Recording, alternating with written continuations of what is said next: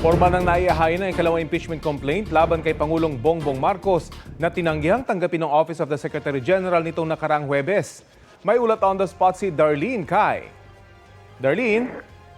Rafi, pasado alas 10 ng umaga dumating dito sa tanggapan ng Secretary General ng House of Representatives ang ilang kongresistang bumubuo ng Makabayan Bloc kasama ang progresibong grupong bayan o bagong alyansang Makabayan para i-file uli ang ikalawang impeachment complaint laban kay Pangulong Bongbong Marcos. Pinangunahan niya ni na ACT Teachers Party List Representative Antonio Tino, Kabataan Party List Representative Rene Co, Gabriela Women's Party List Representative Sara Ilago at bagong alyansang Makabayan o Bayan Chairman Teddy Casino. Pagpasok nila sa opisina ng SecGen, narinig natin na sinabi ni Tino na take two. Matatandaang hindi kasi tinanggap ng Office of the Secretary General ang ikalawang impeachment complaint laban kay Pangulong Marcos na isa-file sana nila noong January 22 o nitong nakaraang Huwebes. Pagkalabas ng mga kongresista ngayon labang ay kinamusta namin yung filing. Nariyan na raw si House Secretary General Cheloy Garafil kaya personal nilang nakausap. Opisyal ng filed and received ang impeachment complaint. Pero ayon kay Tino, hindi raw nag-commit si Secgen Garafil na ire-refer ngayong araw kay House Speaker Bod Gigi alinsunod sa nakasaad sa rules.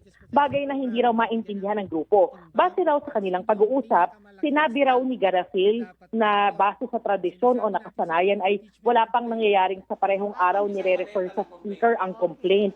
Ang nauna raw na impeachment complaint ay nirefer sa Speaker kinabukasan.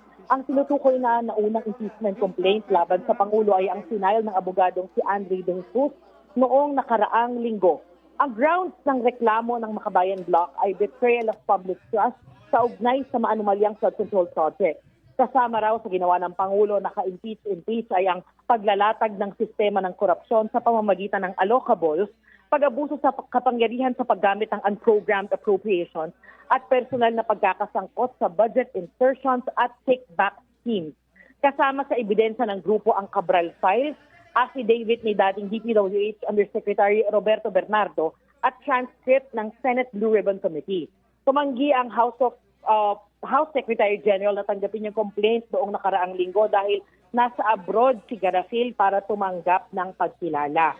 Nagtangka at nabiguring maghain ng impeachment complaint ang ilang dating opisyal ng gobyerno noong nakaraang linggo. Kaya sinabi noon ni Mike Defensor na hindi nila planong bumalik ngayong araw sa paniniwalang moro-moro at scam impeachment ang naunang inihain ng abogadong si De Jesus noong nakaraang linggo. Itinanggi na yan. Tulad naman sa naunang impeachment complaint laban sa Pangulo, ang sabi ng Malacanang ay handa ang Pangulo sa mga reklamo at malakas ang loob niyang wala siyang nilabag na anumang batas. Rafi, patuloy naming babantayan yung developments dito ngayong araw at patuloy din na hinihingi ng GMA Integrated News ang pahayag at karagdagang detalye mula kay House Secretary General Cheloy Garafil. Yan ang latest mula dito sa Kamara. Balik sa'yo, Rafi. Maraming salamat, Darlene Kai.